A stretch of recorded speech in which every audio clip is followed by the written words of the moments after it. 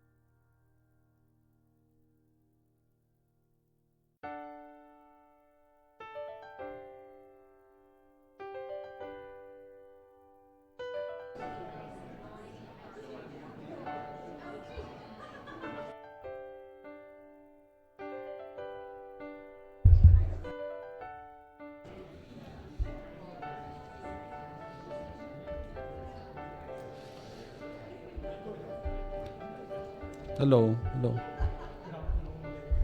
ठीक ठीक नहमदुहु व नुसल्ली अला रसूलिल करीम अम्मा बाद फ़ौज़ु बिल्लाहि मिनश शैतानिर रजीम बिस्मिल्लाहिर रहमानिर रहीम.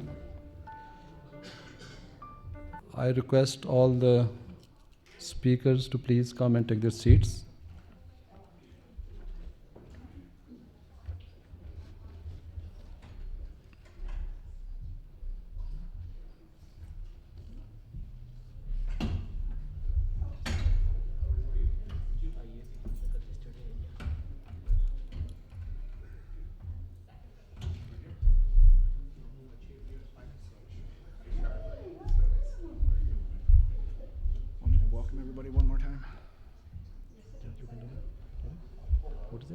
Can I just welcome folks one more time? Now that the stragglers have arrived.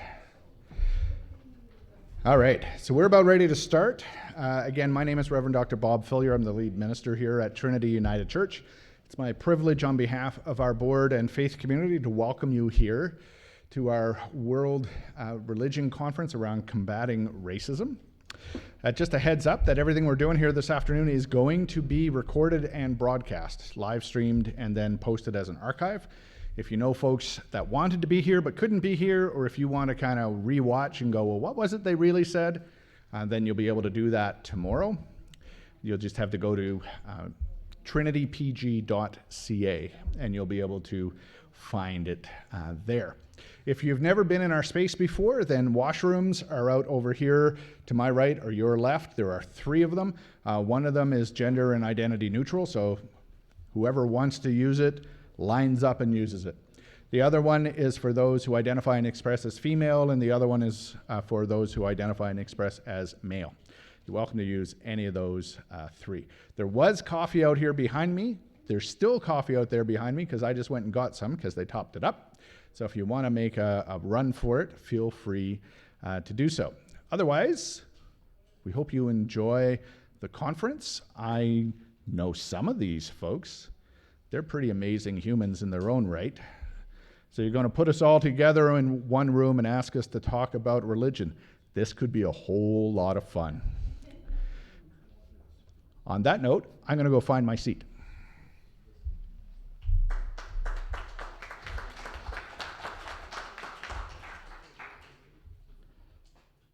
So, in order to formally begin, I would request Mr. Waqas Chima to come for the recitation from the Holy Book, Quran.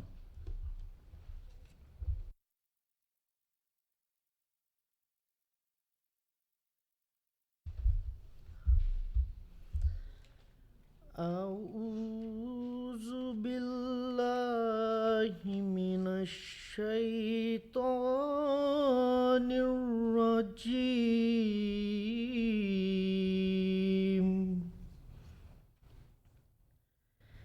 بسم الله الرحمن الرحيم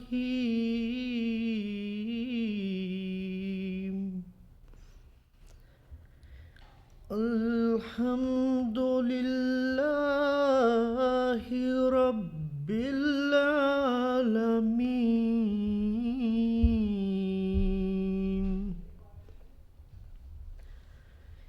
الرحمن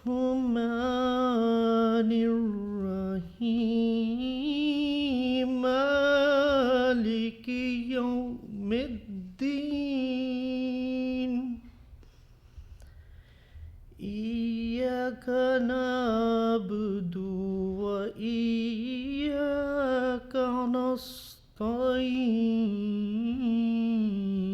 نستعين اهدنا الصراط المستقيم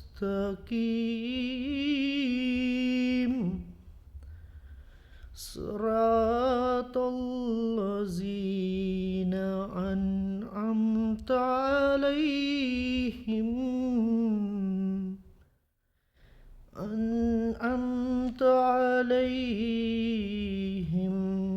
غير المغضوب عليهم ولا الضالين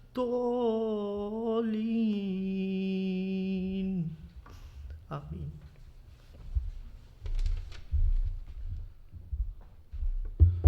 I would now present the translation of the verses recited by Mr. Waqas Chima. These are the very opening verses of the Holy Quran. And the translation in English is, in the name of Allah, the most gracious, the most merciful. All praise is due to Allah, the Lord of the worlds, the most compassionate, the most merciful. Master of the day of judgment, you alone we worship, and you alone we ask for help. Guide us to the straight path, the path of those you have blessed, not of those who have incurred your wrath, nor of those who have gone astray. Thank you. Now I would request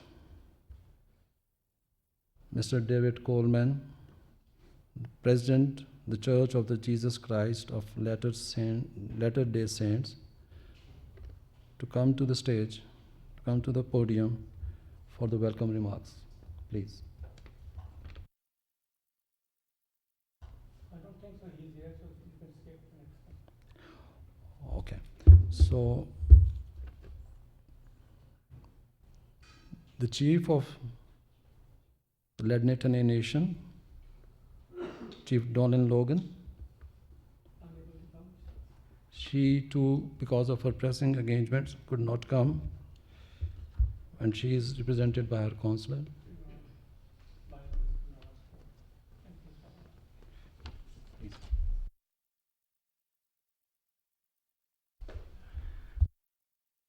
I'm not a counselor, I'm an elder.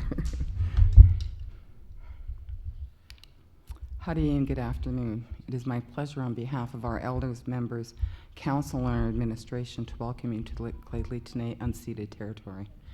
I want to thank the organizers of the 17th World Religions Conference for inviting our nation to be a part of this important gathering.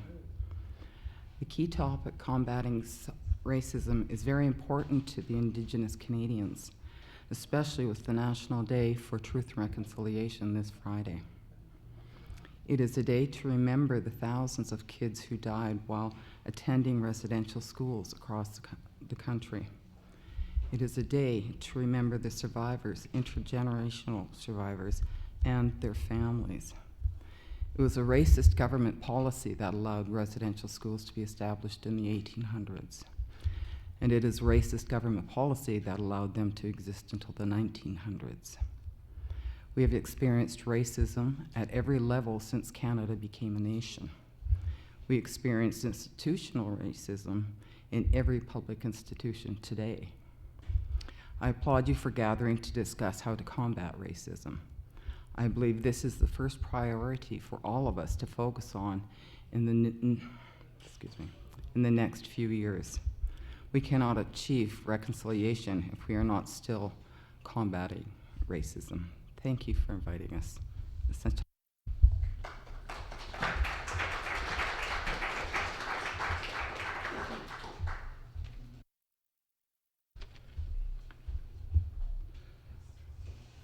We have a message from the respected Mayor of Prince George, and that message would be presented by the councillor on behalf of the Mayor. So I request Councillor, respected Corey Ramsey, to come to the podium and deliver the message, please.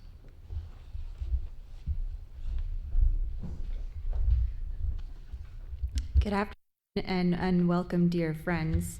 I would like to start by respectfully acknowledging that we are gathered today on the unceded ancestral lands of the Lheidli, on whose lands which we live, work, play, and I'll add learn as well today.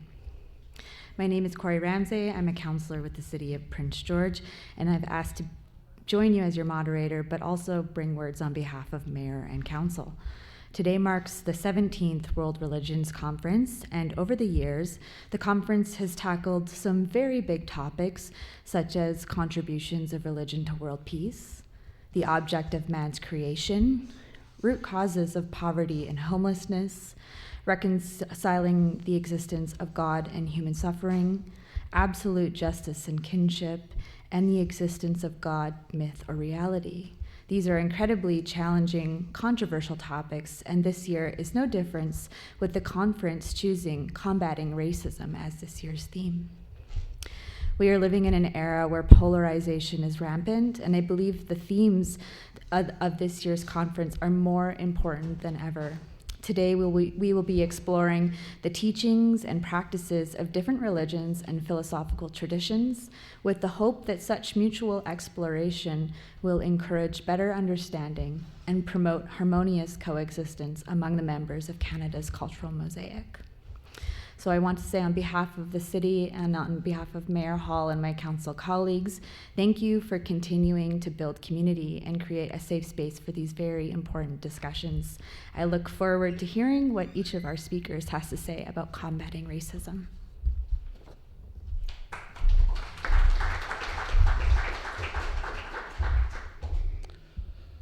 So, Mr. David Coleman, the president of the Church of the Jesus Christ of the Latter Saint Day, was not able to come for some reason, but we have a representative here, Mr. John Duncan.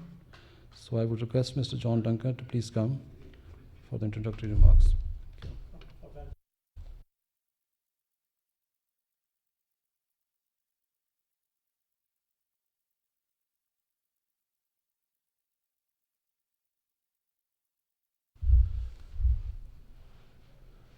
I wasn't expecting to have to do this year. I have spoken to President David Coleman, who's the president, the area representative for the Church of Jesus Christ of Latter-day Saints. He offers his regrets. He's had something come up at the last moment and he cannot come. But he asked that I speak for a minute on his behalf.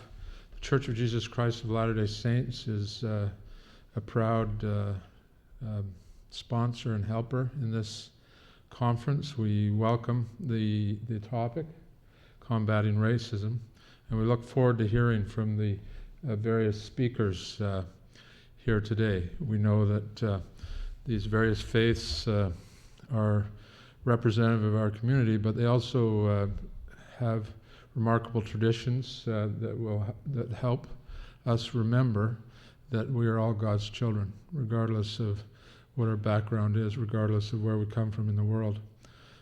God is with us, and He'll be here with us today.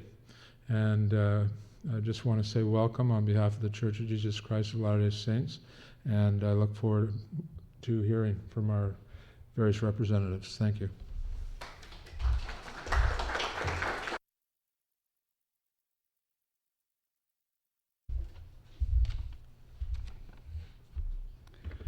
I would now request the regional coordinator for the BC region for Ahmadiyya Muslim Jamaat, Mr. Rizwan Pirzada, to come to the podium for the introductory remarks and for the introduction of the moderator, Mr. Rizwan Pirzada.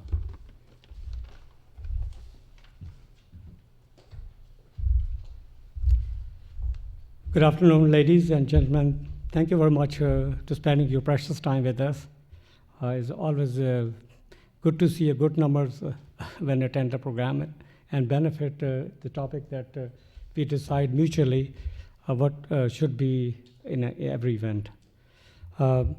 These are the events started long before I was born, and by the grace it's growing every day by day.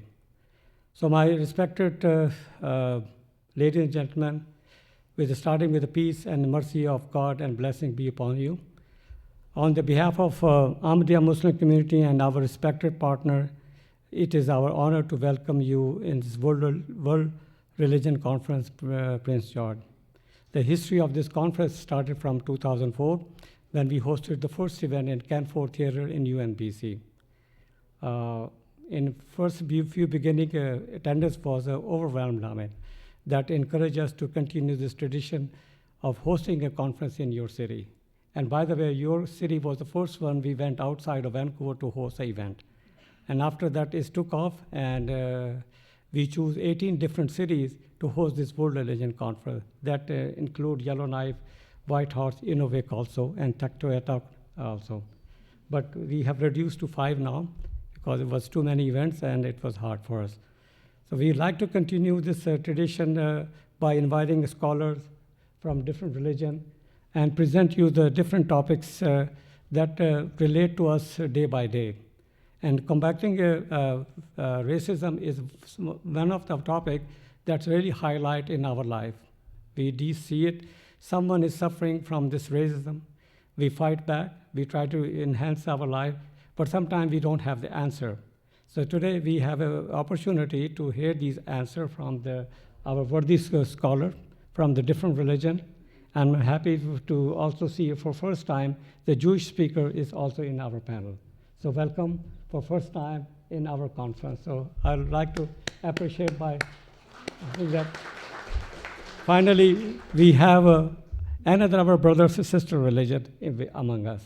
We had it almost in every city. Even in Whitehorse we have it. But somehow in Prince George we never had a Jewish speaker. We did bring from Vancouver a few times, but sometimes very hard to find because community is much more engaged in different activities, and it takes a lot of energy to convince them, no, okay, Prince George is a beautiful city. But we did convince sometime. Other time we were just struggled. Anyhow, thank you very much being with us. And now I'll introduce our moderator. I'm very happy that among us is a very charming and beautiful lady. And I'm always welcome when I see such kind of personalities, those have a passion for these kind of event and help us to promote this event. So with a short introduction, I will do it because I think you are much more eager to hear from them than me. And I also like to listen from them. Though someone I know for a long time, that Dr. Parnish Kumar, I know him since 2004. We had a very good, lasting, good friendship, and I always appreciate his friendship and his love for these events. And then Charlotte also kind of partnered with us for a number of years now, and I'm happy that the Baha'i religion going along with us, and we invite in almost every event that we host in different city, including Whitehorse again. Now I'll introduce the moderator. Councillor Corey Ramsey has lived in Prince George for the last 16 years and is proud to call the region home. In 2010, she graduated from University of Northern British Columbia with a Bachelor of Arts in English and is currently working on the graduate diploma on public relations through the University of Victoria. Upon graduation, Ramsey started work in the financial services industry and spent the last several years working in marketing and strategic communications. New to politics, Ramsey grew up living in poverty and passionate about making a difference in the lives of those she served. In 2017, she gave a TEDx talk titled Poverty and the Power of the Living Wage. And in 2018, the Prince George Chamber of Commerce named her the top 40 under 40. I don't know what that means.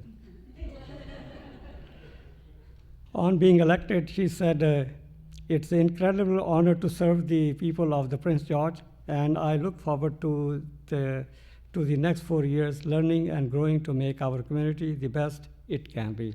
So with this short introduction, thank you very much, and I welcome moderator to start the event. Now it's all her, to control this. Thank you so much, Rizwan. We'll just give him a round of applause. And congratulations on stepping into your new role. So we're very excited for you. So we are going to get started, and we're going to go through each of our presenters are going to present for about 10 minutes. I'm going to time them to make sure we have enough time for questions at the end. Speakers are requested to speak on the topic from their religious perspectives, philosophical and religious traditions, and holy books. Speakers are requested not to make any comparisons with other faiths and only speak with reference to their own faith. Speakers are requested to be present.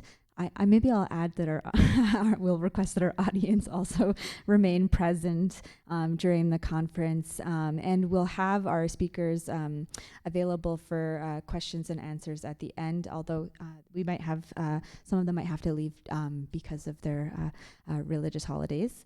And speakers,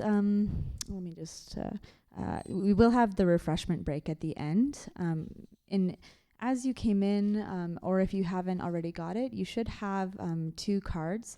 The first is a question card, the blue form. So if you have a question for one of our speakers, you can please fill it out, and you can bring it up here and I'll read it out at the end, or you can hand it to Rizwan as well.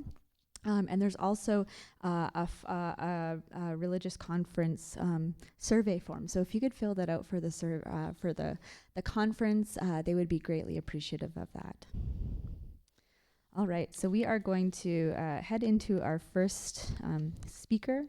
We're going to be hearing from Miss Charlotte Weninger from the Baha'i perspective. So Charlotte has been a member of the Baha'i community for over 35 years. She has served for many years as one of the elected 9 members of the local governing body of the Baha'is of Prince George. She has served as chairman of the Interfaith Chaplaincy Committee at UNBC almost since its inception. She's married and has raised 4 daughters and now has 7 grandchildren. Charlotte has a keen interest in sharing her religion with others and learning about all aspects of spirituality, especially the science behind spiritual reality. So please join me in welcoming Charlotte from the Baha'i perspective.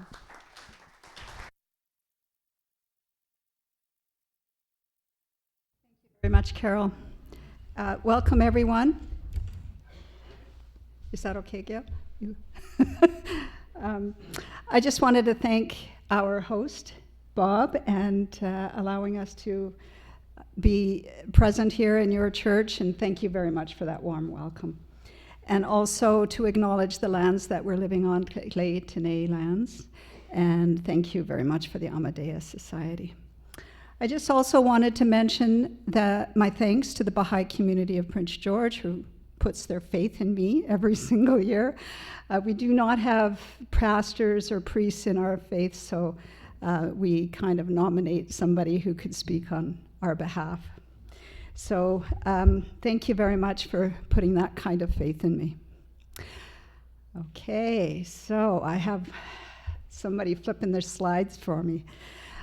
More than a century ago, so this would be in the middle 1800s, Baha'u'llah declared that humankind was entering in a new era in history, which would soon compel recognition that humanity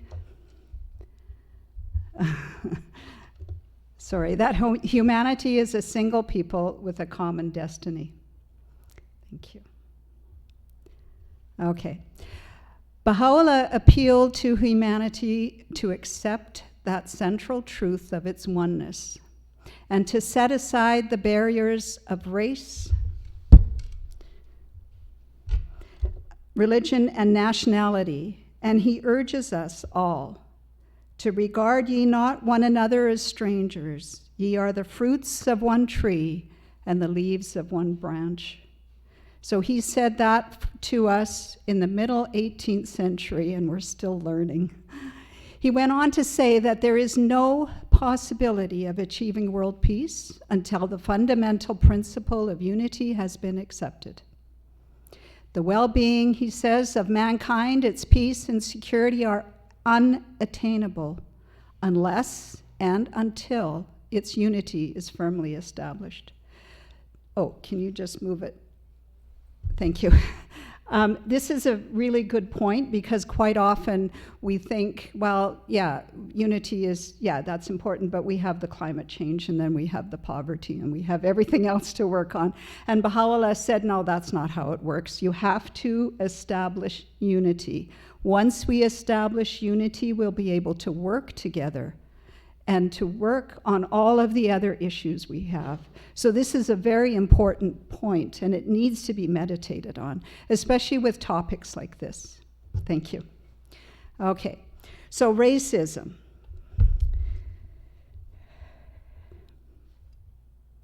Racism is a symptom of a long-standing illness. There is no basis for the state or the idea of the division of the human race. It is a social construct. Current science tells us the differences among people are not even as great as they may seem. It is a social construct. It is systemic and a reality embedded in our consciousness and culture. It has no real basis. It is a spiritual disease. No one is immune, and we are all members of this racialized, this is a racialized society, and our elder spoke of that. And we could go on for many, many hours to talk about the history of racism here in Canada. And this is a racialized society.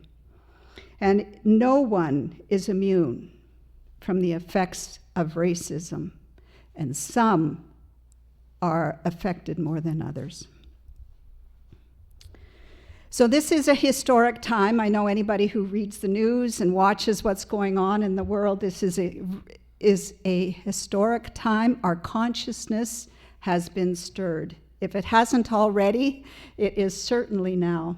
So we have a choice among us. We can live within the chaos, or we can take this as a profound and use it to have this profound alteration of thought and action. The most important thing we can do today is to acknowledge that there is a problem, because this, I believe this talk here is about solutions. So the most important thing we can do now is to acknowledge that there is a problem. Ignorance or denial of the existence of racial inequality is itself a form of oppression. This age calls for a fundamental change in the manner in which people relate to each other. And the effects of racism have lasted generations and will continue until we acknowledge our part and be ready to take action. One of the first things, and I think the easiest to do, is acknowledge that there's a problem and talk to one another and listen and make some friends. Forging strong relationships with people from all walks of life is an antidote to the corrosive disease of prejudice. So if you don't think you can do anything, you don't want to march on the streets or visit City Hall or go down to Ottawa, there is something you can do at home. Is make some friends. Make some friends with people that you had no dealings with before. I think that's a good start for an action. Baha'u'llah says, "Deal ye with one another with the utmost love and harmony, with friendliness and fellowship." He says, so powerful is the light of unity that it can illuminate the whole earth. That's the power of unity. Another solution. It is impossible to build a truly just and peaceful world when we are not honestly self-examining ourselves and our culture. So that is something all of us can do. Look within yourself. Look within your culture. Ask some really deep questions. Do you have a sense of, the other, those other people?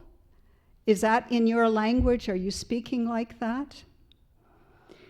Do you designate other people as, those people? Are we living in a just society for all? Maybe for some of us, is it really, truly for all? Are we denying the impact of racism? Or have you ever said or maybe you believe that, hey, let's just get over that. That's just all in the past. Have you asked yourself that? Maybe we should. How can we effect a transformation if we continue to adopt the perspectives, the practices, the concepts, and the language of this racialized society that we're living in? We have to do something different. Speech is the best way. And what are the different forms and manifestations of racial prejudice in our everyday lives? We have to wake up to that in order to make a change. And then, once we are committed, okay, yes, we do need to make some changes. Once we are committed to eliminating racial prejudice, it will cause a movement towards the creation of a new society. It is the beginning of the change. And then, once we are committed to eliminating racial prejudice, then we will see a change in all structures, mental structures, scientific, technological, educational, economic, social, including a complete change in the very concepts of political leadership and power. We can effect great, great changes. Baha'u'llah says, "Know ye not why we created you all from the same dust? That no one should exalt himself over the other. Ponder this at all times in your hearts, how we were created. Since we have created you all from the same dust, from the same substance, it is incumbent on you to be even as one soul, to walk with the same feet, and to eat with the same mouth, and to dwell in the same land." We have a ways to go.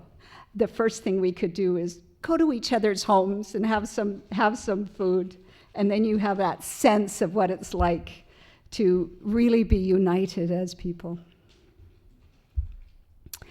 We need a humble posture of learning. The best way to make a change and seek this justice that we all want is to follow a model of learning, and that is action, reflection, consultation, and study. And that's a model that the Baha'i faith uses in order for us to affect the kind of changes we want to see in the world. Do some action, study it, see how it's going, see how we can improve it, and consult with more people, study, action, reflection. It's a cycle of learning, and it's that mode of learning that all of us should be on. So some of this, what does this learning look like? How are we able to break through the stereotypes that is in our culture? What can we learn from each other? Which communities in the world are doing a really good job? Which nations can honestly say, we have no racism in our culture? What can we learn from them? Are there any? It's a good question. How can we share the outcome of this consultation that we're having with others? And at what age can we pass this on to our children? How can spiritual awakening and education be brought about by independent investigation of truth? What does that look like? And how can we make leadership more effective by providing insights into cultures and how societies operates?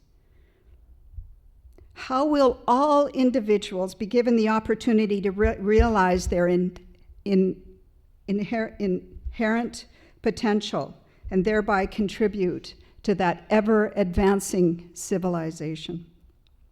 And how can the learning be fostered in the family, the home, and the community? These are some of the questions that we are asking, and these are some of the questions we welcome others to ask and consult with us. We really have to be all together on this, folks. Okay, one more. Abdu'l-Baha, which is Baha'u'llah's son, says, "Let all associate, therefore, in this great human garden, even as flowers grow and blend together side by side without discourse or without disagreement between them." Isn't that just like the flowers in the background, where it may be all different hues and different colors, but we can certainly associate wonderfully together. So just to leave it alone, this painting, this was by my granddaughter, and I saw that and I said, that's the only way we should identify people with color. And you can recognize me, I'm the one with the glasses. And the little bitty one, that was their newborn. So I'll leave you with that, and thank you again for this.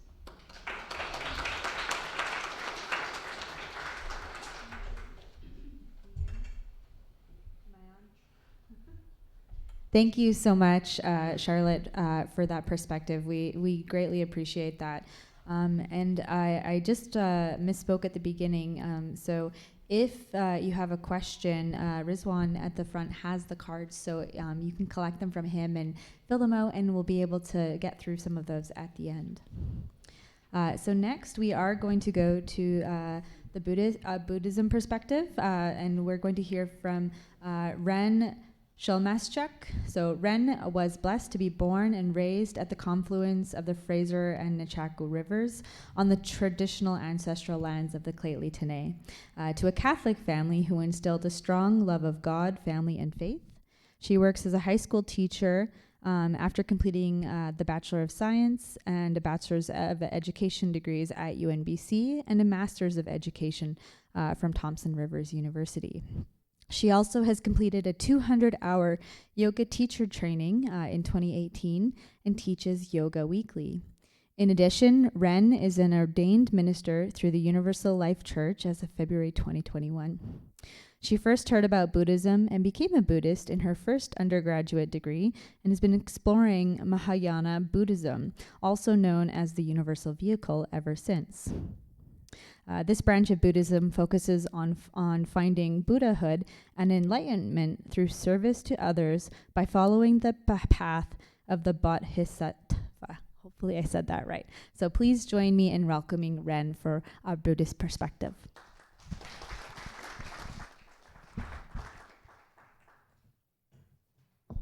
And just a reminder that we'll have 10 minutes and I'll be timing, so hopefully no one gets mad at me when I put up the little 10-minute card that you're out of time. All right, can you hear me okay? Wonderful. Hello and good afternoon. I am so honored to be with you all here on the wonderful lands of Lheidli T'enneh. My name is Ren, and I am neither monk nor nun, but a lay practitioner and student of Buddhism. Before I begin my discourse, I want to address the privilege and the responsibility that I hold by virtue of my skin color, social standing, and education. I recognize that I am speaking to you all from this place of power and privilege, and that I have never known what racism truly feels like, nor will I. But with that, I aim to listen well to my brothers and sisters and siblings of their experience and needs, and then to use whatever privilege I may have to help and to further peace, understanding, and love in the world. I also don't claim to be an authority on Buddhism, racism, or sociology, but what I seek to offer you this afternoon is wisdom distilled from the teachings of Shakyamuni Gautama Buddha and the great teachers and community members from all ages and places, and specifically tonight, Thich Nhat Hanh's work of engaged Buddhism. So as a little roadmap, we'll start by exploring the Buddhist understanding of reality, just as an antidote to and a way of healing racism, followed by a little brief introduction to what is Buddhism, who is the Buddha, what is the nature of reality, and that will bring us to some concepts of interbeing and how engaged Buddhism can help us both heal ourselves and the rifts that divide us. So racism is injustice and a weapon wielded by those in power to maintain their power. It is a sickening and heartbreaking part of our current society, whether we want to admit it's real or not. And the Buddha teaches about the nature of reality and how to prevent being caught up in the illusions we create, like the idea that the melanin in your skin or religious background or gender or anything makes someone better or worse than others. The Buddha teaches that we are all one, existing in a state the late Venerable Zen monk Thich Nhat Hanh calls interbeing. He also teaches the nature of impermanence.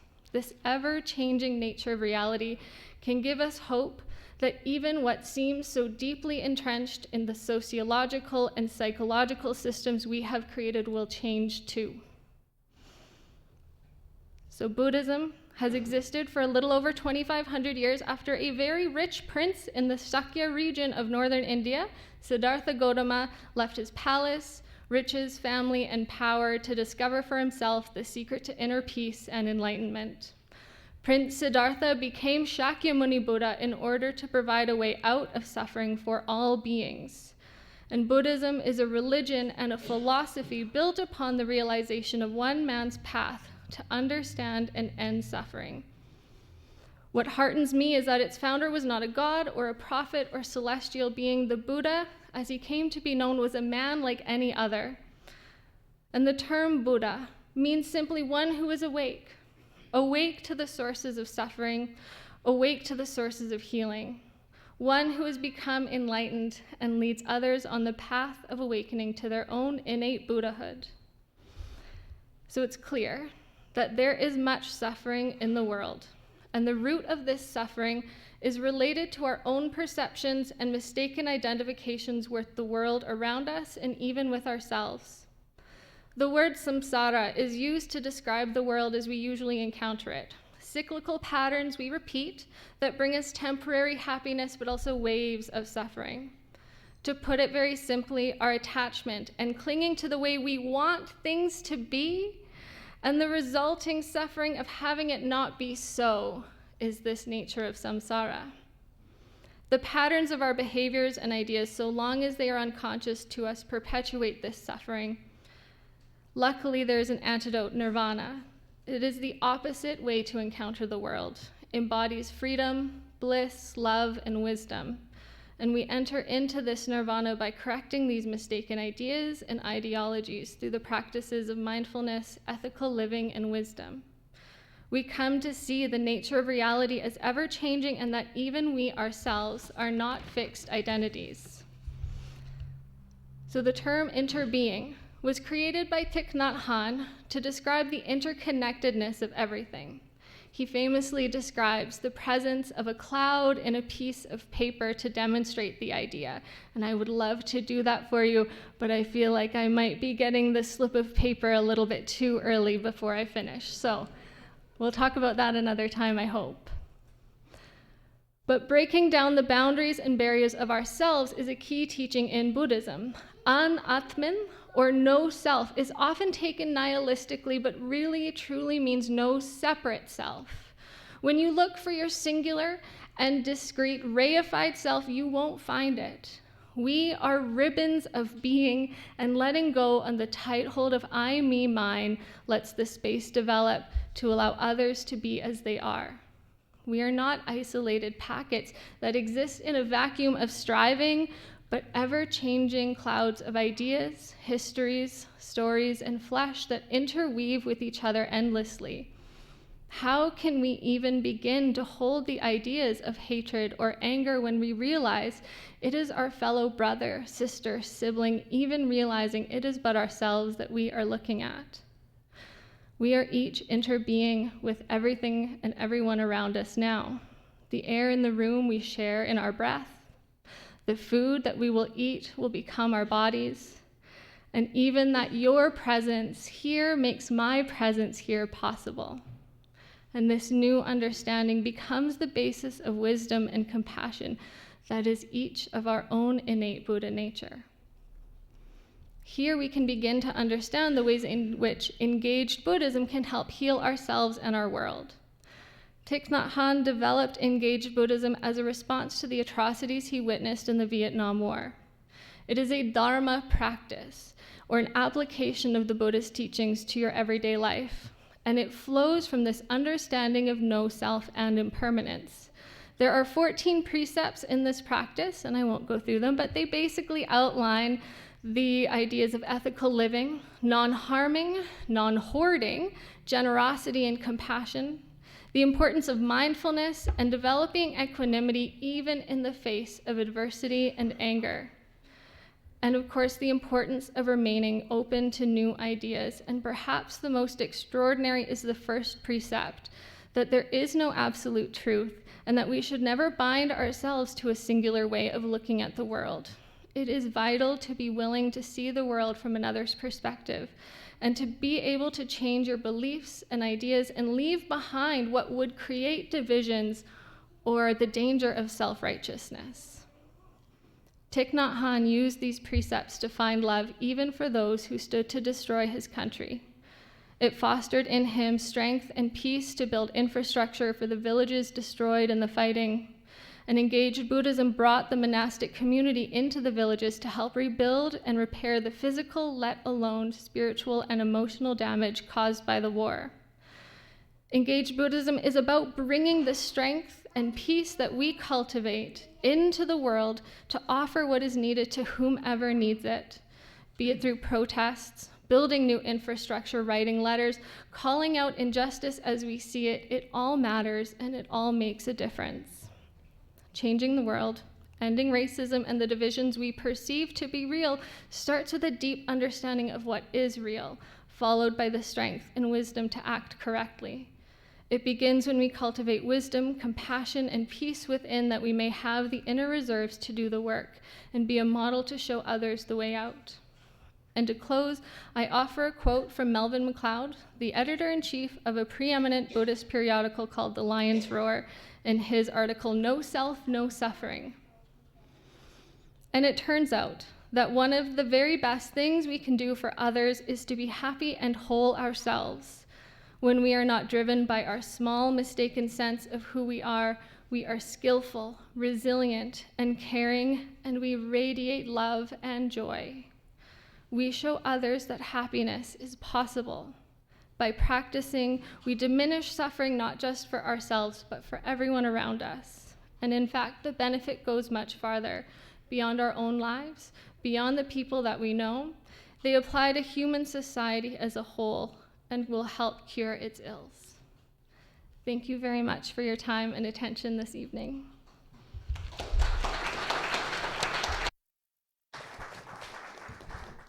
Thank you so much, Ren, for that Buddhism perspective and for being exactly 10 minutes in your presentation. We're now going to hear the Christian perspective from Reverend Robert Filler. Reverend Bob hails from the Isle of Newfoundland and brings with him that East Coast sense of hospitality, humor, and fun. He is a graduate of the Memorial University in Newfoundland and Labrador, Queen's University in Kingston, Ontario, and Chicago Theology College in Chicago, Illinois. Over the years, he has also been an internship supervisor, congressional consultant, mentor, and served on almost every committee you can think of at all levels of the church. Most recently, he was published in Reflections on Emancipation and Anti-Black Racism in Canada, and in Called to Be the Church, Discipleship, and is Stewardship. In 2022, his sabbatical took him to Scotland and the UK, focusing on sacred places, music, and a wee dram. His passion is preaching and using digital resources to live out the Great Commission of Jesus to make disciples, along with his spouse, 2 children, grandchildren. No, really? Jeez. And Prin the dog. He lives a full life that loves to go for coffee. Oh, sorry. He roasts his own beans, and his favorite quote is, "There's an app for that, and we have the technology." So please join me in welcoming Reverend Bob. Thank you, Councillor Ramsey. I want to start my time with you as well as acknowledging that I have the privilege of being with you as a settler that didn't ask permission to be here, but rather assumed I had the right to be here in the traditional unceded ancestral territory of the Lheidli I like to remind myself and my community that the Lheidli have been stewards of this piece of Turtle Island for over 9,000 years, according to the archaeological record. It's a long time before I showed up. Combating racism. So there's some pieces about me that you need to know in order to kind of put some context to what I'm going to share with you. The first one is that within the Christian tradition, there are many, many branches. Even within the broader understanding of Christian, there are 2 main branches. One is Protestantism and one is Catholicism. Even within Protestantism, there are further branches that break off. And then there's particularly those that claim to be part of the Reformed tradition, of which the United Church of Canada would trace its lineage. And even within that, there are further subdivisions. So to speak on behalf of Christianity is not something I'm brave enough to do. But I will speak on behalf of my tradition, my part of that tradition, and my experience within it. So to give that a little bit more context, you need to know that I would identify myself as a process theologian, solidly finding their home amongst liberation theologies and the progressive bent of Christianity. In other words, I tend to live in a fairly small tent. The other folks around it tend to be a lot louder. But here's the piece that dawned on me as I was getting ready for this afternoon, and that's this. You can't even begin to have this conversation about racism until you're willing to own the reality that your own tradition has been used as a weapon. Christianity has been weaponized. There's no way getting around that. There's no delusion about it. To say otherwise is to be naive and be ostrich-like, sticking your head in the sand going, la, la, la, I don't want to hear that. Christianity has been twisted, manipulated, I would argue misinterpreted, and used to create racist ideologies and philosophies. I need to own that in order to be able to be here. Not only has my tradition been weaponized, but the texts of my tradition have been weaponized. And they have a long, long history of being weaponized and edited and re-edited, particularly as being anti-Semitic. I can't talk about racism without acknowledging that reality. And I challenge all of us to do exactly that. Until you've stood in that truth, it's really hard to talk about anything that comes next. Charles Wesley, the founder of Methodism in the United Kingdom, is famous for saying that racism isn't denounced in the Bible, therefore he could neither condemn it. If the Bible doesn't do it, then neither can I. At least that's how he spent most of his life. It's interesting that towards the end of Wesley's life, he changed his tune. And all of a sudden, it was possible to denounce racism and have a different reading of Scripture, one that didn't back it up, one that didn't propagate it or encourage it. A colleague of mine says racism is heresy. Heresy is anything that is counter to the good of God, counter to the tradition, and unfounded in Scripture. Racism is heresy. I do not believe that there is such a thing as a Christian racist. You cannot be Christian and racist at the same time. It's impossible. It's delusional thinking. You can be Christian, you can be racist, but you can't do both. At least, I don't think you can do both. So if I look at my tradition and if I say, well, what is there within the Christian tradition that guides me, that causes me to try to use my voice to amplify the voices and experiences and wisdom of others when it comes to their experience of racism, which is something I have not experienced. I'm a bearded, white, middle-aged, well-educated dude who identifies the way they express and present. I'm the epitome of privilege. So the best I can do is lend my voice. Here's a couple of pieces from the Christian scriptures. The first one comes from the book of the Gospel of Matthew, it's chapter 25, verse 40. Truly I say to you, this is quoting Jesus, as you did it to one of the least of my siblings, you did it to me. From Luke 10:27, you shall love the Lord your God with all your heart, all your soul, and all your strength, and with all your mind, and your neighbor as yourself. From Romans 13:8, owe no one anything except to love one another, for the one who loves another has fulfilled the law. And from Romans 13:10, love does no wrong to a neighbor, therefore love is the fulfilling of the law. See, at the heart of the teachings of Jesus is this notion that that creation is good. All humanity, each and every one of us, all of our various expressions and identities and orientations, they all come together to form the mosaic and tapestry of God's reality embodied in human form. Christ holds that all together for those of us that follow the path of Jesus. Like a body that has many different parts, but one body. If that is true, if love of God and love of neighbor are the foundational teachings, if embracing the neighbor as the self is a foundational teaching, then how in the world can I be racist and Christian at the same time?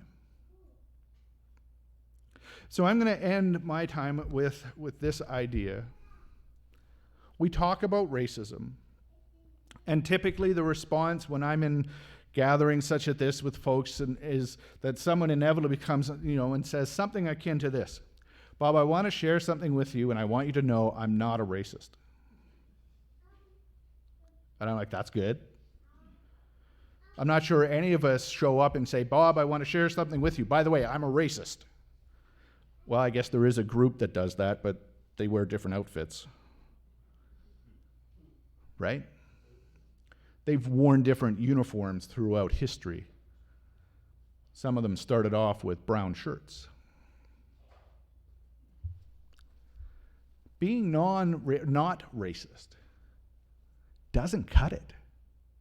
In today's world, honestly, that's not enough. Rather, I would challenge us not just to combat racism, but to actually be anti-racist. Don't smile and nod your head and kind of chuckle along with that joke we all know is racist. Like, it's that easy, folks. Stop letting racism be okay. For me, racism is an insult to the Christian tradition. It is heresy. Thank you.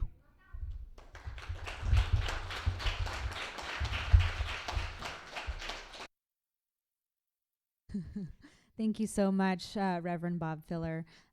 Great perspectives again from our Christian perspective. We are going to be moving. Oh, I'll also say thank you for being under 10 minutes. We are going to be moving into our Islam perspective. And we have Maulana Umran ul-Haq Bhatti. Umran ul-Haq Bhatti is a missionary of the Ahmadiyya Muslim Jamaat. Umran acquired his degree in Islamic theology and comparative religions in 2013. He has served in Ghana, Atlantic Canada, and Toronto. During his 4 years in Atlantic Canada, he was a monthly columnist writing for the local newspaper in removing misconceptions about the peaceful teachings of Islam and building bridges in the community. Currently, he is the Imam of the Batur Rahman Mosque in Delta, BC. He has served as an Imam and missionary for the Ahmadiyya Muslim community in the Calgary branch at the Baitan Nur Mosque from 2013 to 2015. And for the last 4 years, he was serving as Ahmadiyya Muslim Community Jamaica, West Indies, in the capacity of missionary in charge.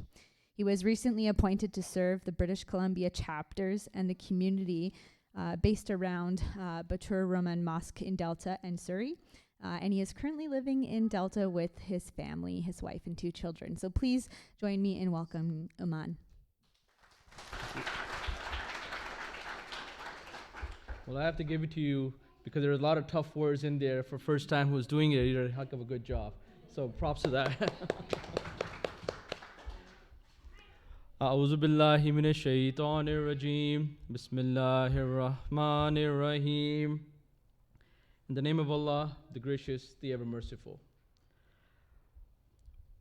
Brought up in the United States, Malcolm X had seen and suffered from the systematic racism against the African Americans all his life. Soon he became a prominent leader of the black separatist movement. He believed that white people could not be allies of black people in the struggle for justice and equality.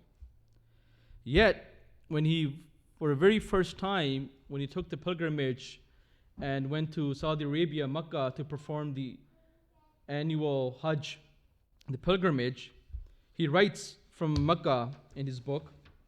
He states, "During the past 11 days here in the Muslim world, I have eaten from the same plate, drunken from the same glass, and slept on the same rug, while praying to the same God, with fellow Muslims whose eyes were the bluest of blue, whose hair was the blondest of blonde, and whose skin was the whitest of white. And in the words and in the deeds of the white Muslims, I felt the same sincerity that I felt among the black African Americans, Muslims of Nigeria, Sudan, and Ghana.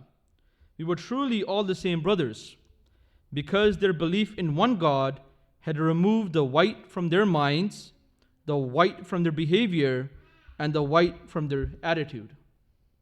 Here, what he means by white is the racism he strove against in his life, the racism that was prevalent in this very day and age. And furthermore, he writes, "I could see from this that perhaps if white Americans could accept the oneness of God, then perhaps too they could in reality accept the oneness of man, and seize the measure and hinder and harm others in terms of their difference in color." So the wisdom and the idea that God is one in a statement of the fundamental nature of humanity. Then if God is one, then we all share the same origin, and no one can claim superiority over another. This statement finds its greatest manifestation in the very last sermon, which is known as the Hujjatul Wida, the farewell sermon given by the Holy Prophet of Islam, peace be upon him, where more than 100,000 people were present. And this is where he states, "You are all brothers and are all equal. None of you can claim any privilege or any superiority over another.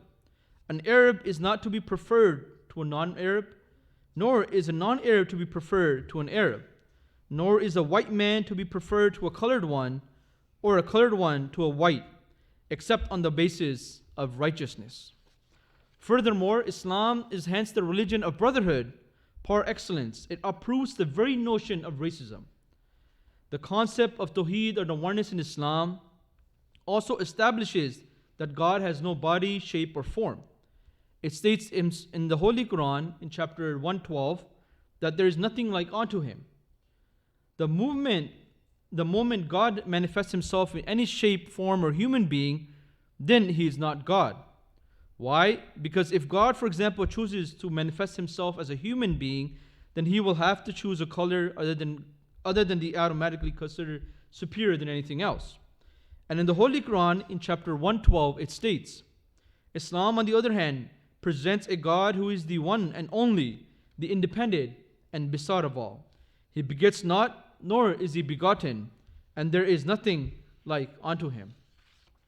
Furthermore, in chapter 49, verse 14, it states, O mankind, we have created you from a male and a female, and we have made you into tribes and sub-tribes, that you may recognize one another. Indeed, the most honorable among you in the sight of Allah is the one who is most righteous among you. We are certainly different in terms of how we look, how we speak, or in terms of our different nationalities or our social status, but these differences are not a means of superiority, neither inferiority. In other place, it states that Allah, God Almighty, has made it clear in this verse that our nationality and ethnic background acts as a means of identifying each other. They do not entail or validate any form of superiority or or being higher than anyone else in any kind of form.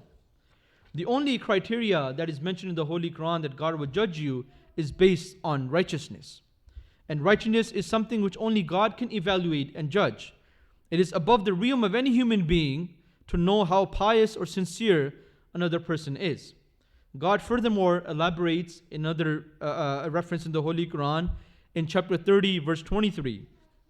It states that, and among his signs is the creation of the heavens and the earth, and the diversity of your tongues and colors.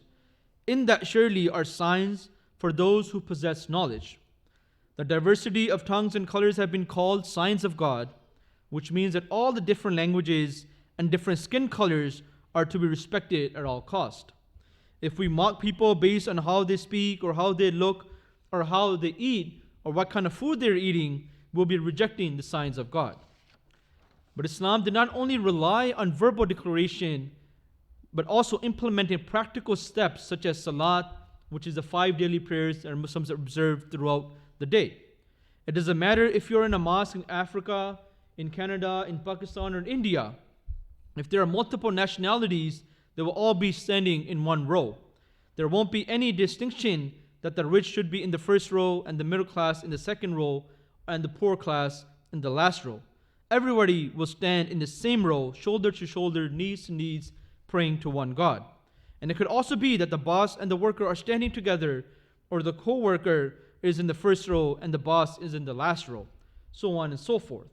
Such is the beauty of the Islamic prayer that removes all sorts of racism and practical reminds every believer 5 times a day. Then we have practical examples set by the holy founder of Islam, Prophet Muhammad, peace be upon him. Nowadays, we hear many hurtful comments with regards to immigrants. We often call them foreigners, the outsiders, or aliens. But let me show you that how the Holy Prophet, peace be upon him, gave us concrete evidence and through his noble example and how we can eradicate racism. For example, Hazrat Salman, who is known as the Persian, a non-Arab companion to the Holy Prophet of Islam. Majority of the companions were Arabs. Hazrat Salman, the Persian companion, was an outsider, a foreigner, and an immigrant. During the Battle of the Trenches, Muslims dig a trench which was not in their habits, and this suggestion and recommendation was given by him. When they decided to dig the trench, the Holy Prophet of Islam, for every 40 meters, made groups of 10 companions to dig the trench in that area.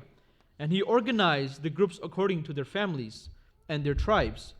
Salman the Persian needed also to be put in a team or allocated with somebody.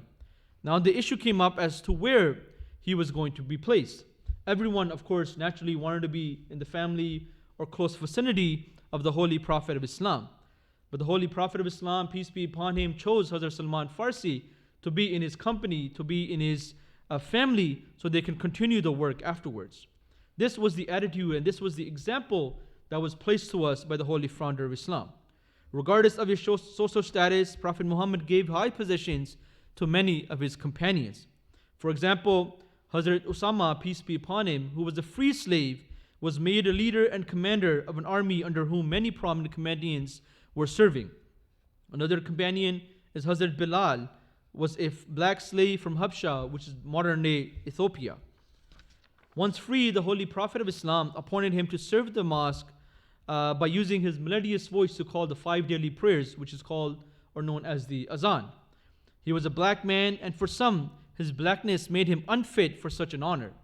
On one occasion, a companion of the Holy Prophet came up to Bilal and said, "You are a son of a black woman." And Prophet Muhammad, peace be upon him, quickly said, "Are you taunting him about his black mother? There is still some influence of ignorance in you, and you need to much work on your attitude." The ignorance the Prophet identified was rooted in the misguided views that a person's race reflect his or her moral character or social status. At another location, another narration of the Holy Prophet of Islam, that afterwards when this was done, the companion went to look for Hazrat Bilal to apologize and seek his forgiveness. And when he found him, he bowed down and he put his head where his feet were. And he said, "O Bilal, I am not going to lift my head until you don't step on me and forgive me." Bilal very lovingly lifted his head and kissed his forehead and said, "How can I step on a head which only bows down to the oneness of God?" Hence, Islam is a religion which completely rejects the very notion of Islam. At the end, I would like to end my presentation with a quotation of the holy founder of the Ahmadiyya Muslim community, His Holiness Hazrat Mirza Ghulam Ahmad, the latter-day promised Messiah and Imam Mahdi. He states that, "My countrymen, a religion which does not inculcate universal compassion, is no religion at all. Similarly, a human being without the faculty of compassion is no human at all. Our God has never discriminated before between one people and another. This is illustrated by the fact that all the potentials and capabilities which have been granted to the Aryans and also been granted to the races inhabiting Arabia, Persia, Syria, China, Japan, Europe, and America. So with this quotation, I end my presentation and look forward to the rest of the speakers on this very interesting and educating topic. Thank you very much.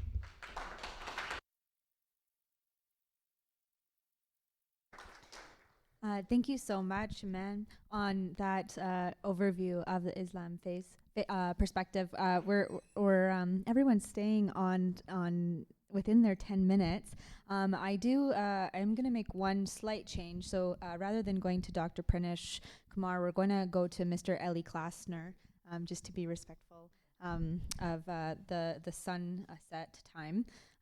So we're going to be hearing from the Jewish faith perspective, Mr. Eli Klasner. So Eli was born and raised in Toronto and earned degrees in economics and music from Queen's University, the University of Toronto, and the University of Ottawa. He has been a resident of North Central British Columbia since 2016, where he is involved in nonprofit leadership. Eli is a member of the Chabad of downtown Vancouver and the Chabad Lubavitch of Crown Heights, New York City. He studies Torah, Talmud, and Chassidus, primarily under the tutelage of Rabbi Binyamin Bitton of Vancouver.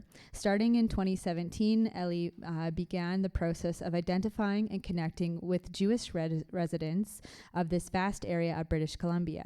This was accomplished through exploring personal networks and social media. Eli enjoys information sharing and creating meeting opportunities for the Jewish populations of the region. The 2016 census indicates a Jewish population of approximately 150 people. And he is spearheading organizing annual holidays and festival celebrations. His dream is to help establish a dedicated meeting of worship and worship space that will serve a wide spectrum of Jewish residents in northern British Columbia. Please join me in welcoming Mr. Eli Klasner. Thank you, Corey. So I am a terrible public speaker. I'm not at all comfortable doing this. And I'm very honored to find out I'm the first Jew to participate in this. That's a lot of pressure, and I'm sitting in front of the cross, so that's that's something. By the way, my name is misspelt in the program. It's Eli. El in Hebrew means God, so no, it's Eli. Thank you. I'm going to share with you some things that might be hard to hear. I'm going to be honest with you up front. But the good news is, Jews have always used humor as a way of telling our story. So if I make a joke, it's not out of disrespect. This is a way that we have learned through the centuries to process a lot of pain. So on that note, combating racism. So a minister, a rabbi, and an imam walked into a bar together, and the bartender looked at them and said, "What is this, a joke?" In Prince George, that could happen. No one would think twice about it, but in some places, yeah, maybe not. Combating racism, or as my community likes to call it, Jewish history. The Jewish New Year starts in just a few hours. That's why I have to be home at sunset, Rosh Hashanah. We're going into the year 5783. And for us, it's not just the Jewish New Year. We're celebrating the creation of the world. So it's New Year for everyone, starting at sunset. But Jewish holidays, all Jewish holidays and festivals can be summed up in 3 sentences. They tried to kill us. It didn't work. Let's eat.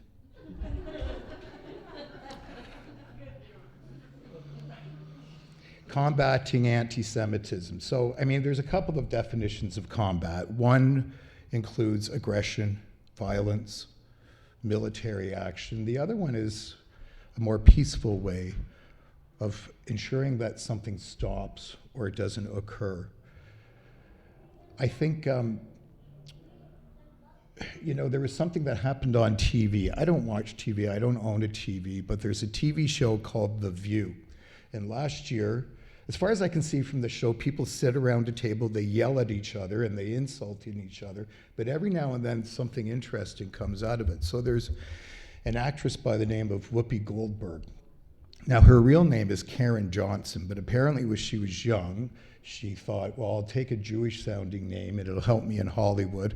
It may have worked. But she said something. She said the Holocaust was not about race.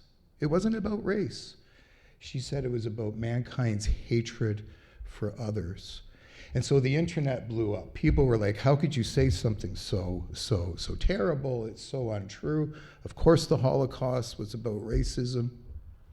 Jews everywhere, including myself, we got onto the internet and said, "Arr." But it took me some time to think about it. And I came to the conclusion, in fact, she's right. What is racism? Racism is hatred from one group to another based on fear, based on the chance that your power, your authority is going to be taken away from you. And there's basically three types of anti-Semitism. The first one is political. The Jews have too much power, they have too much money. Let's make a bunch of laws so they don't have that power anymore. There's religious anti-Semitism. Jews aren't following the dominant religion. Let's force them to convert. The third one, of course, is racial anti-Semitism, and the solution for that was the final solution, extermination. And I want to share with you a story. In 1938, there was a man in Krakow, Poland named Jacob Klasner. Jacob was married to Rivka, and he had 4 children, 3 daughters and a son. In 1940, Jacob Klasner and his family and his 4 children was sent to the Jewish ghetto in a city called Łódź in Poland. In 1942, Jacob and his wife and now his 5 children were put on a cattle train, and they were sent to a place called Treblinka. The 5th child was a baby girl, an infant named Sarah Klasner, my mother. I don't know if you know about Treblinka. Treblinka was not a work camp. Treblinka existed to kill Jews. In 15 months, approximately 900,000 Jews were murdered. When you arrived at Treblinka, you were dead within 60 minutes. You were put into 2 corridors, men and women, walked towards the gas chamber. The gas chamber was made to look like a synagogue, so people would walk in. Somewhere along that corridor, Sarah Klasner was rescued. Somebody intervened, the hand of God. And so my natural instinct is to hate Germans, to hate Europeans. But what I've learned over the years was to love the people who saved Jews, who saved little baby Sarah Klasner, a German, a Pole, a Catholic, a Protestant, who can say? And so over the years, this has been part of my journey to fight the instinct to hate, but actually find the miracles where you can actually love. Sarah Klasner lived until 2020. She passed away at the age of 78. In Judaism, we believe in something called tikkun olam in Hebrew, which means we're all here to heal the world. And I like to think because of some brave, courageous Christian, Sarah Klasner, the Jew, did something to help heal the world. And I'm here, I'm alive today because of that miracle, the people who fought the bigotry, put themselves at great risk to save people.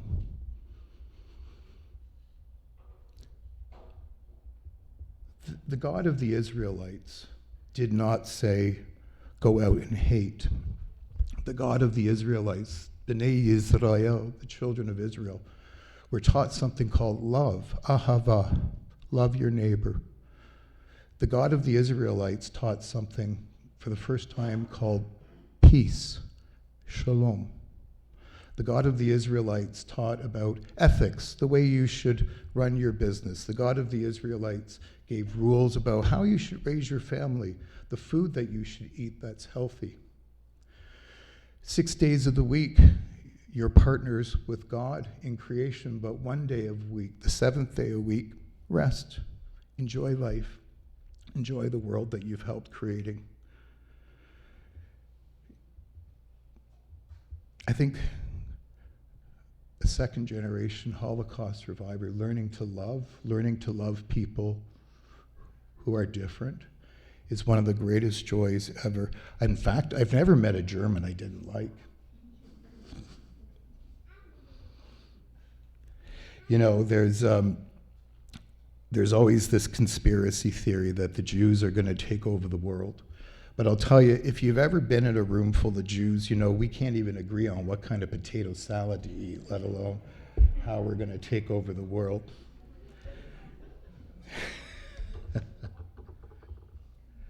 That's the end of my speech. Thank you so much for sharing this moment.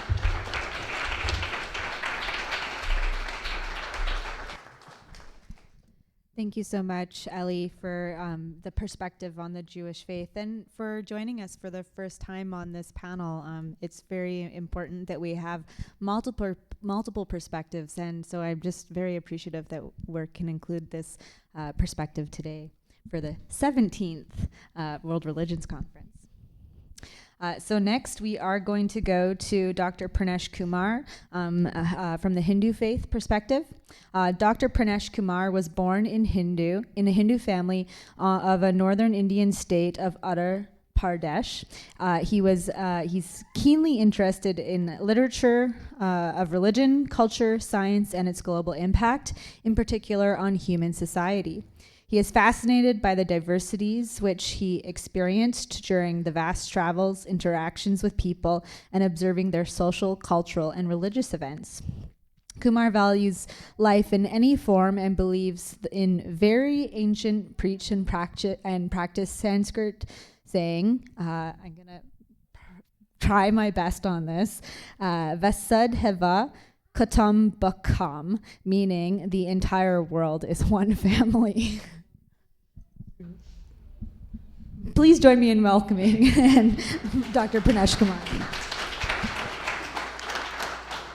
Good afternoon, everyone, and Councillor Corey. I'm sorry I didn't teach you Sanskrit when you were in UNBC. So that's why you could not speak that. So when I entered here and I saw their poster on this one, there were 4 faces of different colors.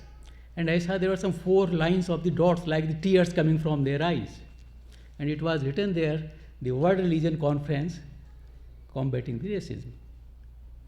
So it was not when I entered, I saw not those 4 faces, I saw so many different faces here.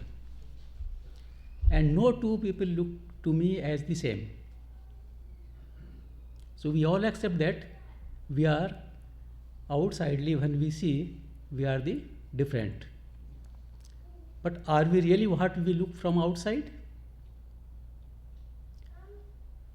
So if you remove that, let's say we are having these outfits. You are having different type of outfit, I am having different type of outfit. Similarly, our body is kind of an outfit, and we are not the outfit, which is body, we are the soul. And soul of everyone has the different color of outfits, including the body and these physical things manufactured by the designers, fashion designers, right?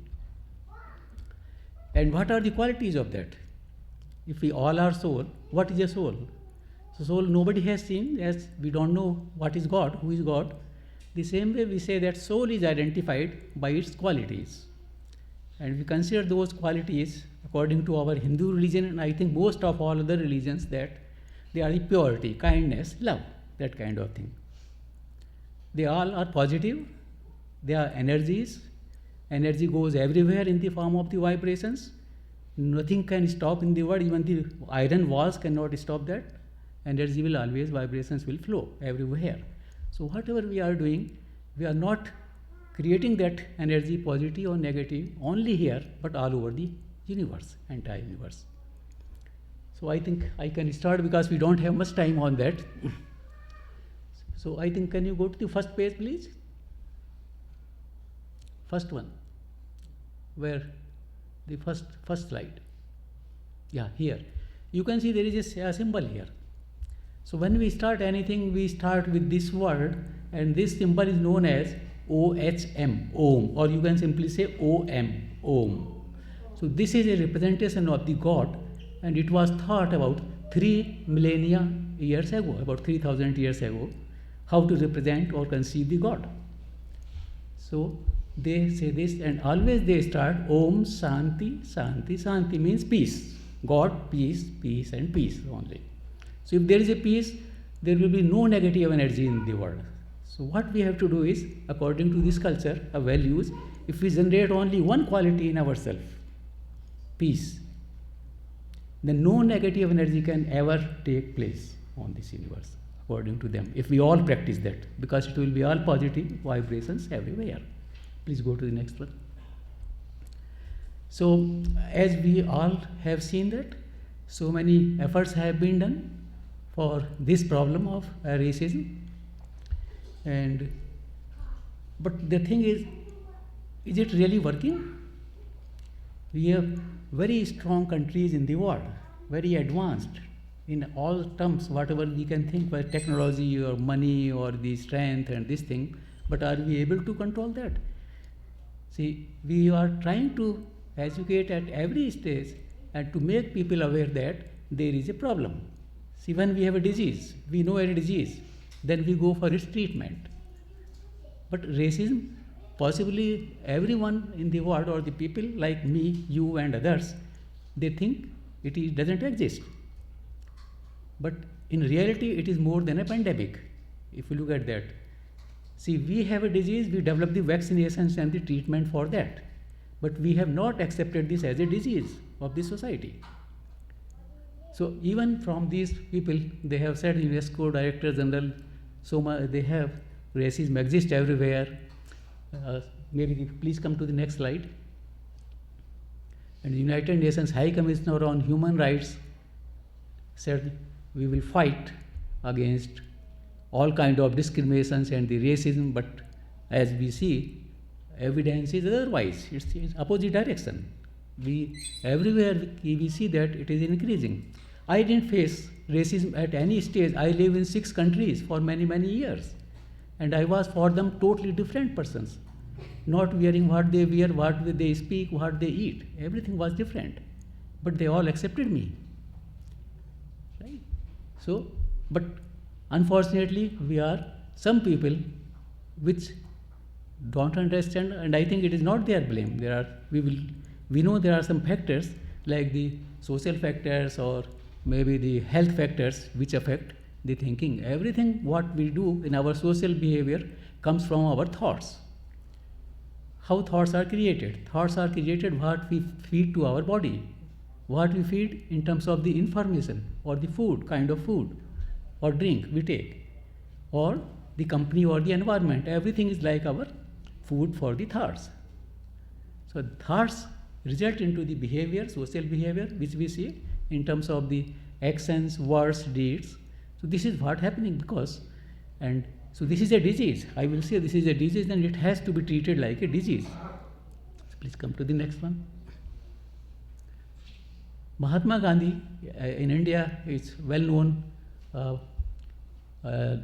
He's known as the father of the nation because he, in the freedom for the country, he contributed a different style of that thing. He said that we have to look for the rights of the women that time in the society and the ethnic harmony, religious harmony, and there were some injustices because of the caste system. So he very strongly condemned all of them and worked to eradicate everything from there. Please, next one. So when we come to this statement which Corey was telling, it's known Vasudev Kutumbakam. So it consists of 3 words. Vasudha. Vasudha in Sanskrit is earth. Vasudha Ev is Kutumbakam, family. So whole earth is a family. So it is like a oneness of all. So this concept was, and when we will be oneness of all, when we look, we are not one, we are different. We can count. So many people are here. But if you look at the soul, they are all same. So Everyone has the same soul. So in terms of that concept, we can say that yes, oneness of all or Vasudhaiva Kutumbakam. If whole world is my family, in my family we have brothers, sisters. We don't make any discrimination among them, brother, sister. We don't create any hatred or jealousy or something like that to them. Whatever they are doing different thing. They are not doing what we are doing, but in spite of that, we don't create any hatred. So this is like a mantra which was told there about 3,000 years ago, and this was practiced. That's why India is not one society, as everyone knows. This is like an entire world. All continents are represented in that same country. Next one, please. So the principles or teachings, as we have seen, are, I think it's very small, it's difficult to see. We are united by a shared universal divinity and compassion and truth. I think maybe this is here is good for me. Yeah. Compassion, truth must be foundation of our moral compasses. Exercise of discernment and selflessness in our interaction with the world is the only path that can bring about universal well-being. Next one, please.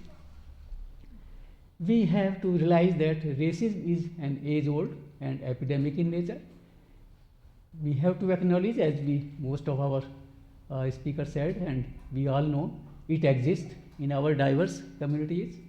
Must be mindful of our implicit racial biases and work through them. The best way is get to know the people so that we understand their backgrounds and embrace them for who they are as individuals rather than remaining like strangers. And in Prince George, we are very happy because we have seen, we don't have seen any kind of thing, at least I have seen everywhere we go, we have different all people here. Bridge any divides in communities, work together towards constructive and viable solutions to challenge and eradicate the institutionalized racism. I stand united against all forms of racism, hatred, prejudice, intolerance, act to achieve racial justice and equality. Next one, please.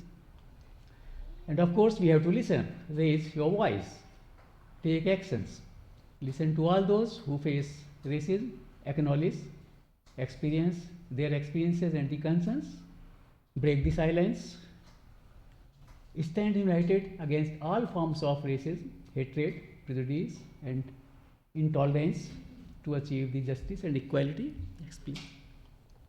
Next one, please. Mandate human rights education.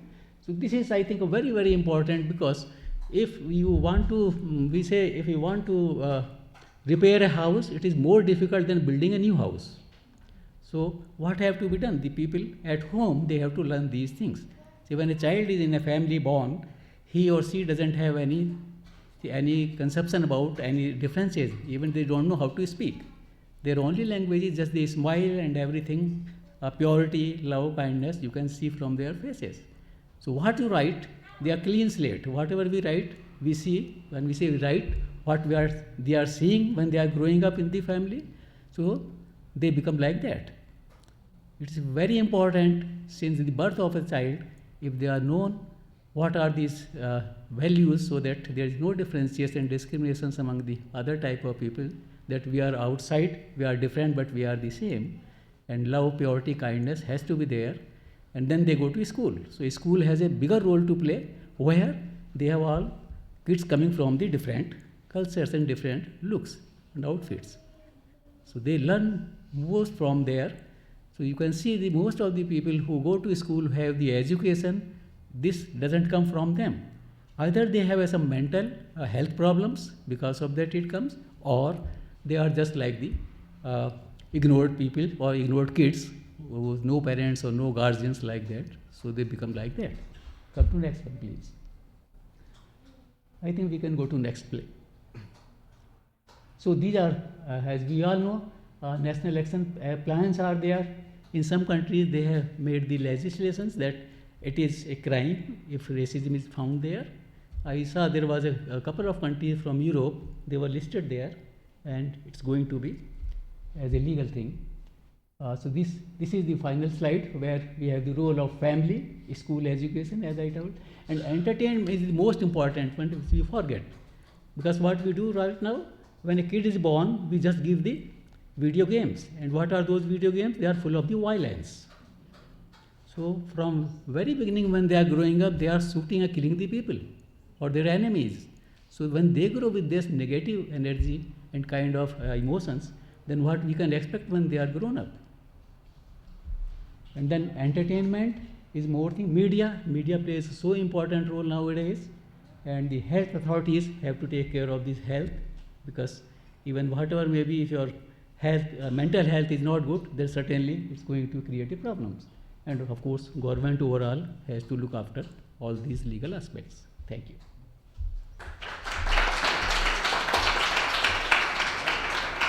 Thank you so much, Dr. Pranesh Kumar, for your the Hindu faith perspective. I especially appreciated the comment about the impact of media and entertainment at the end of your remarks. Next up, our last speaker is from the Sikh perspective, and we have Mr. Surjit Singh Minhas. Surjit Singh Minhas is an active member of the Guru Gobind Singh Sikh Temple, serving in Prince George since 1973 to residents by providing langar, a free meal to the public. Surjit moved to Prince George in 1973 from India. He has a degree, 2 degrees, a bachelor's of science and a bachelor of education from Punjab University, India. He worked in the lumber industry for 2 years and retired from BC Rail in December 2005.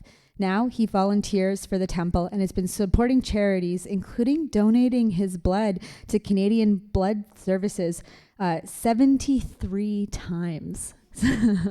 So please join me in welcoming Mr. Surjit Singh Minhas. Waheguru ji ਕਾ ਖਾਲਸਾ ਵਾਹਿਗੁਰੂ ਜੀ ਕੀ ਫਤਿਹ।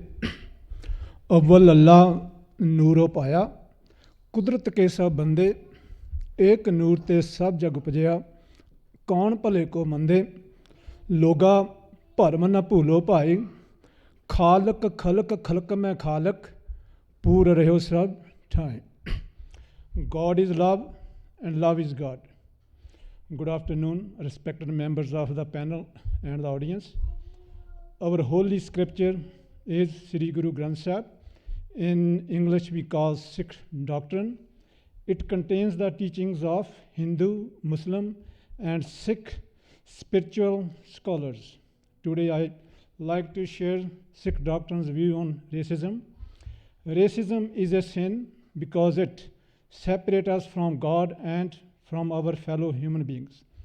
Racism is a radical evil that divides the human family and denies the new creation of a redeemed world. Practice of racism is contrary to the teaching of Sikh doctrine. The humanity which is split because of racism, color, caste, country, and creed of the people needs the message of Sikh doctrine for uniting it into one brotherhood, for everlasting peace without racism. The message of Sikh doctrine, page 97, states, Tu Sanja Sahib Bap Hamara means, you are the universal Father of all, O my Lord and Master, all people being his children from one multicultural brotherhood. This message of Sikh doctrine recognizes the whole human race as one. On page 871, Sikh doctrine gives the message of God within us. All human beings has the same genes and DNA as of God. It states, Kaho Kabir eh Ram ki ansh, means that God within us is formed of the same essence as of God. This God within us gave message to the whole humanity and recognize no distinction because of birth, gender, sexuality, status, caste, creed, color, country, or community. All are equal once we recognize all as one and equal. There leaves no room for racism or hate.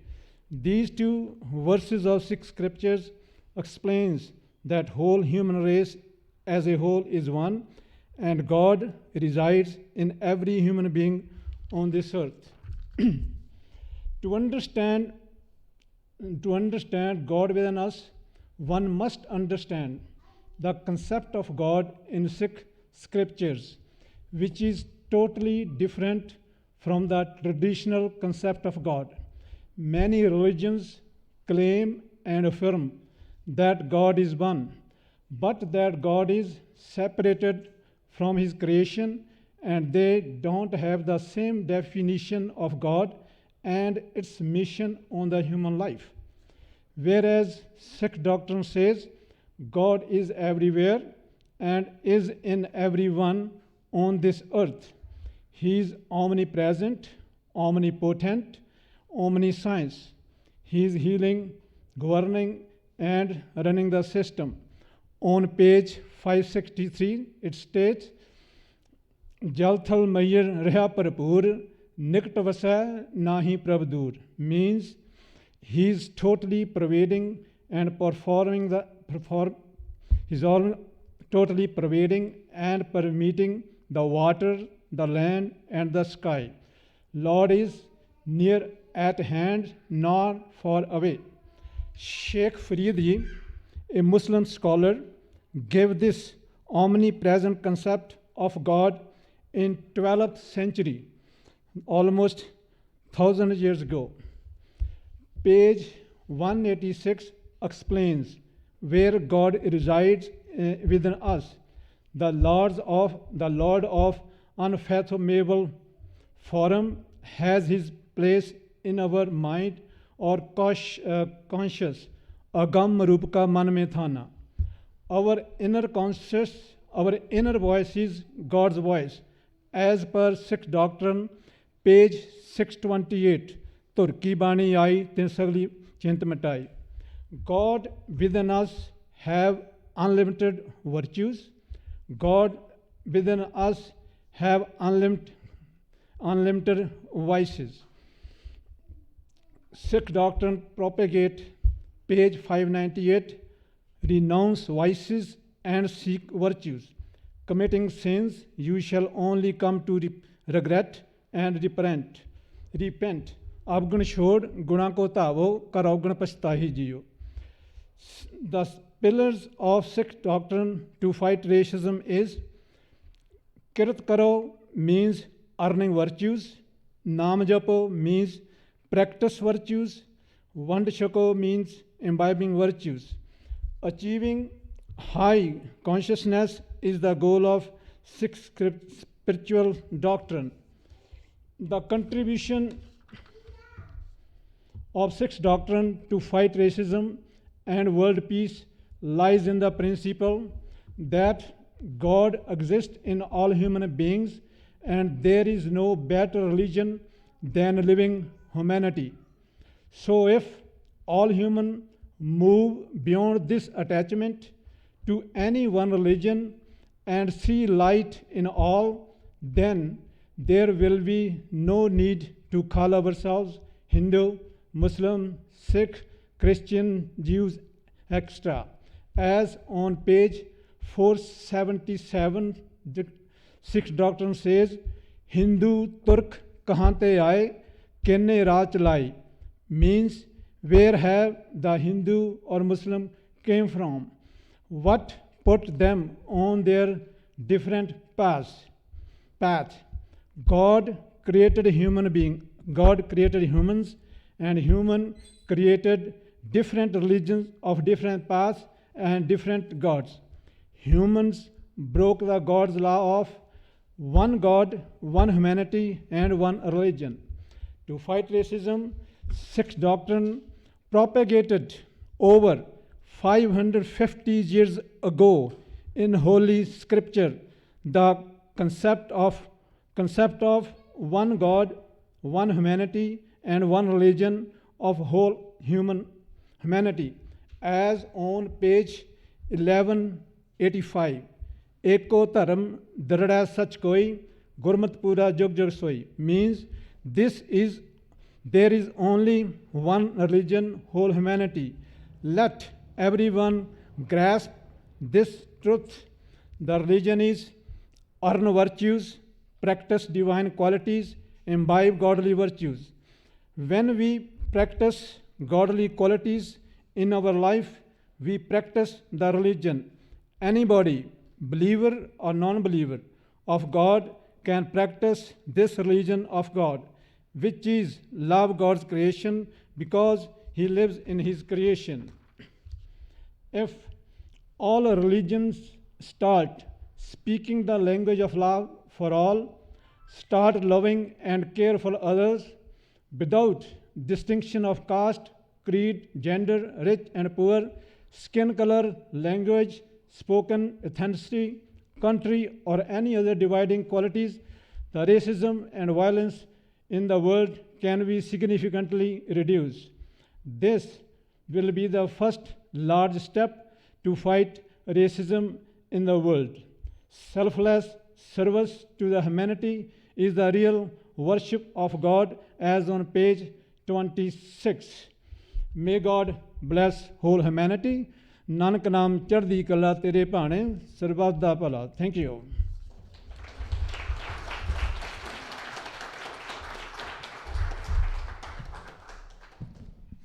Thank you, Mr. Surjit Sikamanhas. So I am going to provide some concluding remarks, and I just want to thank all of our speakers for their overviews on combating racism from each of their religious perspectives. Thank you so much. We'll say goodbye to Ellie Klasner as it is getting close to sundown. So thanks, Ellie. So we heard at the beginning, racism is an illness. The most important thing that we can do is acknowledge this issue.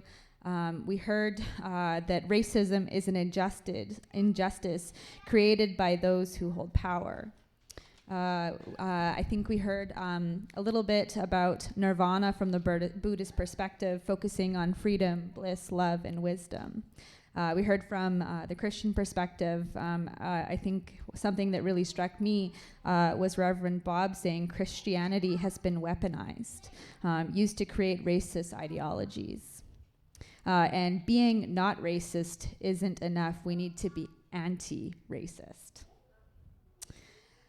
We heard from the Islam perspective. I think if you can accept the oneness of God, you can accept the oneness of man. I think as we share the oneness of God, I found that very profound. I think when Mr. Eli Klasner went over the different types of anti-Semitism, I hadn't really considered that before, so I found that very enlightening. As we went through the Hindu perspective, we heard that we must treat racism like a disease. Let's see if I can read my own writing. We are united by a shared universal divinity. And we need to strengthen education for human rights. I thought that was a really great point. And then finally, concluding with our Sikh perspective, hearing that racism is a sin because it separates us, and focusing on achieving that higher consciousness will allow us to move beyond racism to see light in all. So there were some really great remarks. I will add, Reverend Bob mentioned at the beginning that this is being live streamed. So if there were some comments that you want to go back and look and re-listen to, you can find that on the Facebook page, I think. For trinitypg.ca. So we did receive one question. So thank you so much for Rizwan for bringing this up. This is for each of our speakers. And the question, religious doctrine tends to promote the idea that the members of that religion are special while everyone else is somehow wrong or incorrect. This issue is... I can't read the word. I think it creates a lot of prejudice in the world as people are inclined to protect their communities and privilege. What are your respective communities actually doing to combat racism and prejudices? Does anyone want to start? I think we do have a microphone on the table.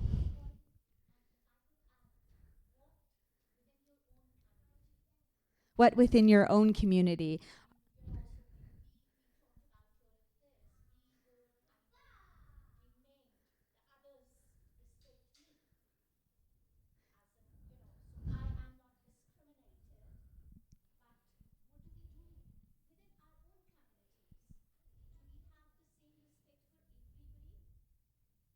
Yeah, that's a really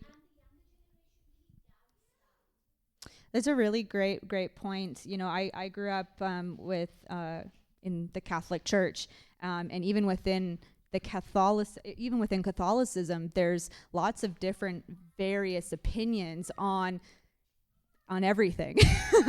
So I don't know that everyone will be able to answer that one question specifically, because there'll be various schools of thought within each of the various religions. But perhaps if anyone wants to, This is a very relevant question that came from you. See, in general, if we educate our kids and we educate ourselves that what we want from others, we have to do that for others. If we cultivate that and we make that as a principle or mantra for our life, our social behavior, possibly we will not be doing anything wrong. Does anyone else want to add any comments about? Thank you, Iman. Yes, thank you this is a very good question on what each community does to combat racism and how do we teach this onto our fellow beings. Representing Islam, in Islamic category it states, La ikraha fid din, in the second chapter of the Holy Quran, that there is no compulsion in religion. And Islam advocates the freedom of religion, freedom of conscience, and to practice any form of God or whoever you want to call God.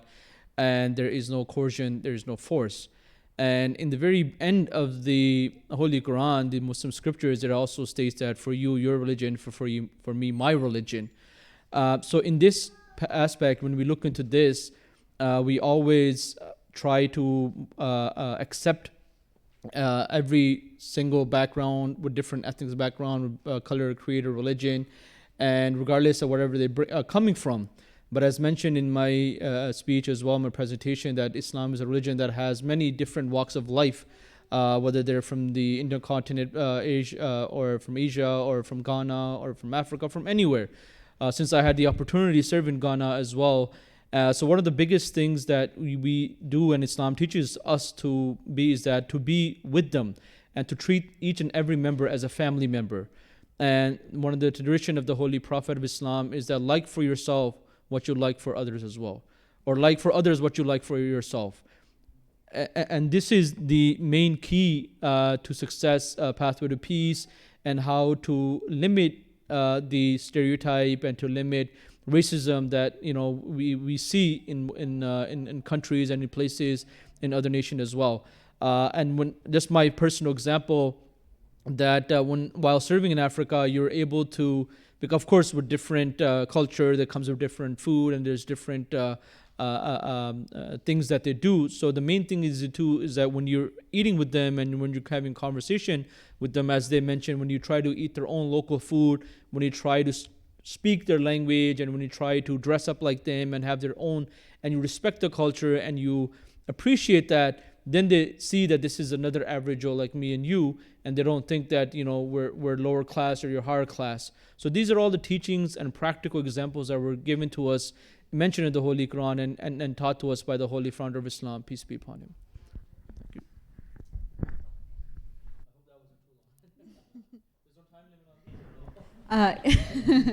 Maybe time for one more comment before I got handed a note that dinner is ready. So we'll have perhaps one more comment, and then I'll do a final remark.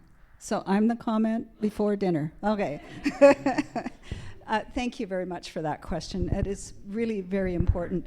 One of the things that Baha'u'llah said, like I said, this was well over a century ago. He said, the age of unity is upon us. And this is not just uniting us and then we would be the chosen ones. That's not what he said. He says, do not look at others less than you.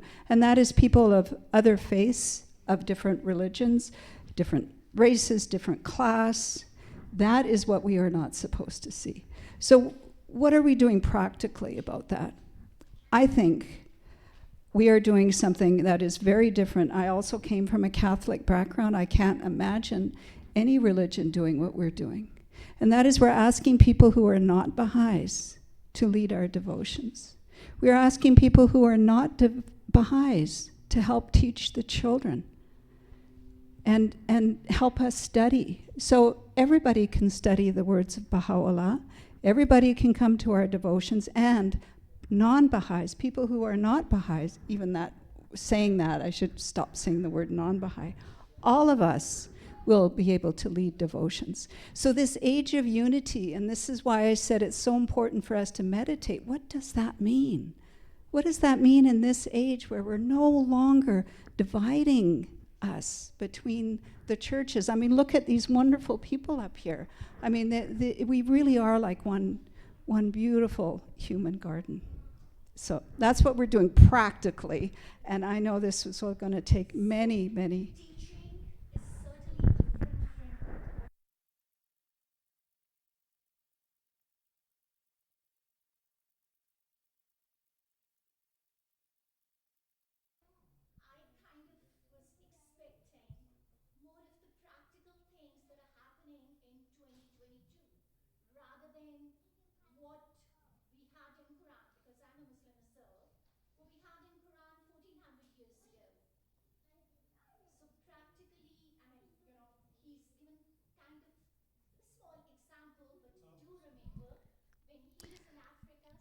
Okay, so sorry, we are going to be getting into dinner, and we will have the opportunity to dialogue with our speakers over dinner. So perhaps we'll move this into the dining hall. Before we do that, however, I do want to thank all of our panelists for contributing each of their perspectives to the 17th Annual World Religions Conference. And there is an envelope for each of the speakers as a thank you for their perspectives today and providing their remarks.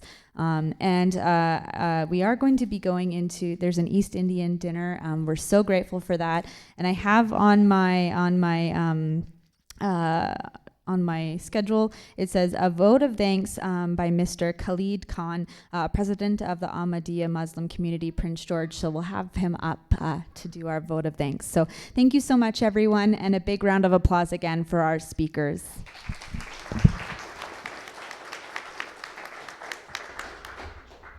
This note of thanks is going to be very brief. First of all, I would like to thank respected Corey Ramsey for moderating the event, 17th World Religions Conference, Prince George. Then I would also like to thank Mr. John Duncan, who represented the President of the Church of Jesus Christ of Latter-day Saints. I would also like to thank respected Kenora Stewart, who represented the chief of the Ledne Nation. And I would thank Ms. Charlotte Veninger, representing Baha'i faith, Ms. Ren Shelmashub, representing Buddhism, Reverend Bob K. Filler, representing Christianity, Maulana Umranul Haq Bhatti Sahib, representing Islam, Dr. Parnesh Kumar, representing Hindu faith, Mr. L. Klasner, representing Jewish faith, Mr. Surjit Singh Minhas, representing Sikh faith. I would also like to thank all of you for taking out your time to be part of this auspicious annual occasion. I would also deem it as an honor to thank Mr. Fahim Channa, Mr. Abdul Basit, Mr. Anwar Shah, Mr. Mubarak Ahmed, and Mr. Waqas Chima for traveling all the way from Vancouver to make this event possible. Last but not least, I would specially say that it is because of the tireless efforts of our regional president, BC, Mr. Rizwan Pirzada, who worked not only for a few days, but for months to finally get to this day. I'm so honored to host them all as my guest in Prince George. Thank you very much. The dinner has ended. Thank you.